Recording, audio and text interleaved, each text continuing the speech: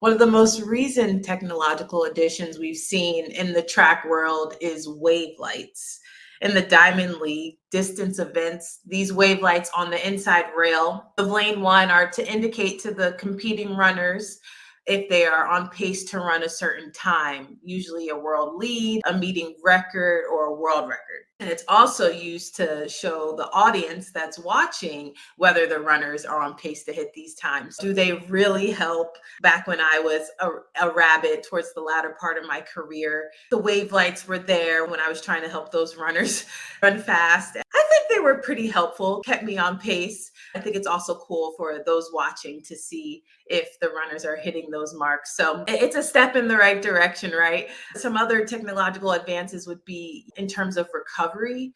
A lot of athletes want to know if they are recovering in between sessions. Even towards the latter part of my career, I used what was called a redox blood test. A prick of the finger and the redox machine tells you how recovered are you? How much can we push it today in training? A lot of technological advances today are aimed towards recovery. There's also so many different machines that you see out there now. I remember at Altus, I used to see the sprinters using the 1080 machine for some resistance training. Definitely some steps in the right direction in terms of advancing technology for athletes today. And what areas do I wish there was more innovation in athletics? I definitely would say we have a long way to go in that fan engagement area. I don't really think the average person truly understands what they are witnessing when they see someone running fast or jumping far or throwing far. It's hard for them to really grasp the greatness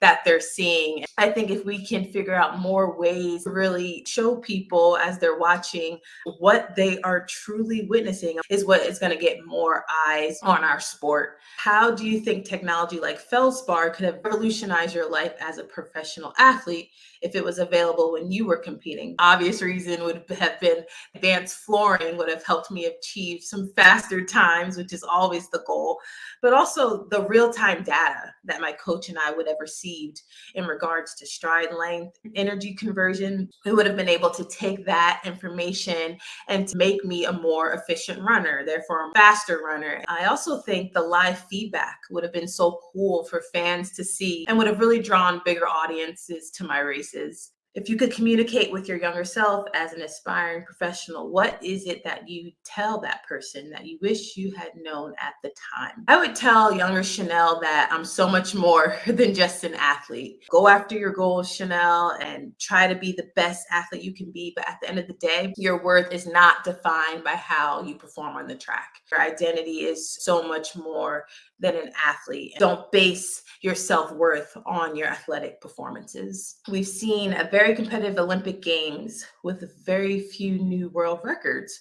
What were your thoughts on the games? Yeah, not a lot of new world records at the Olympic Games. The focus at the Olympics isn't so much running fast times, but getting those wins, right? Getting those medals. And I thought it was a very entertaining, very competitive Olympic Games. And my favorite part was some of those quote unquote surprise winners that we saw, like Quincy Hall in the men's 400, Cole Hawker in the men's 1500, Julian Alfred, the 100 meter, Letsile Tebogo in the 200 meter. So I just love to see those quote unquote surprises. It was a shame to see Jamaica's top female sprinters, Shelly-Ann Fraser-Price and Sharika Jackson, not able to compete.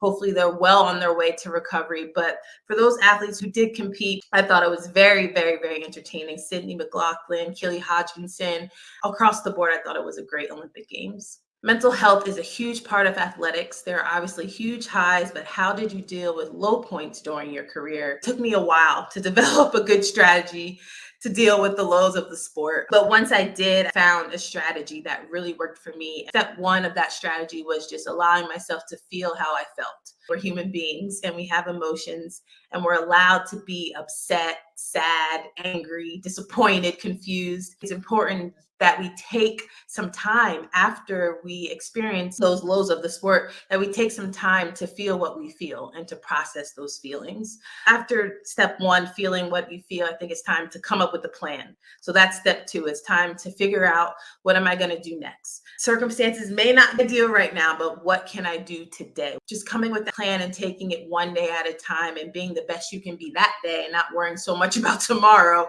That's what really helped me navigate injuries or loss of a contract or poor performances. Step three, don't be afraid to ask for help. Sometimes I couldn't overcome blows by myself. As athletes, we're some of the toughest people out there. And so we try to fight our battles on our own.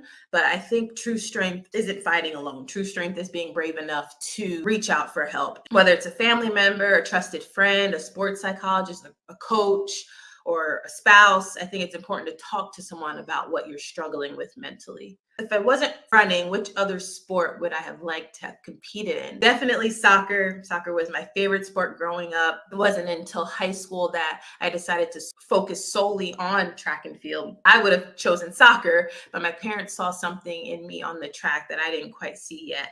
And so they persuaded me to focus on track, but soccer will always be my first love. Who's your all-time sporting hero? Definitely Wilma Rudolph. Her story of overcoming polio to then becoming a multi-time Olympic medalist is just the perfect example of perseverance, overcoming adversity, which a lot of athletes have to do, and just the focus and drive that she had to have had to overcome such a serious disease and to go on and be one of the greats. Her story has been very, very inspiring to me. We saw breakdancing added to the Olympics. What one crazy sport or skill would you add to a future Olympic Games?